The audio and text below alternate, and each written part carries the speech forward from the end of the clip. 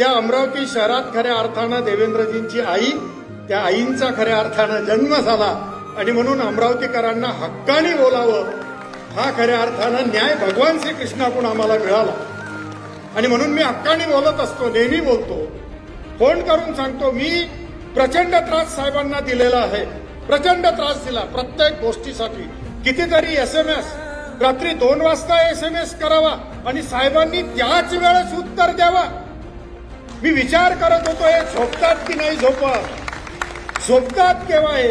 रात्री 2 वाजता जर आपण SMS केल्यानंतर त्याचं उत्तर मी बघतो, हो माझ्या लक्षात आहे, मी करतोय. 2 वाजता रात्री त्यांनी माझ्या मोबाईलवर तो SMS पाठवावा आणि मला खरंच त्यावेळेस डोळ्यात पाणी येत होतं की खरंच मानवांसाठी यांनी किती खऱ्या अर्थानं कितीतरी आपल्यासाठी केलेलं आहे हे आजवर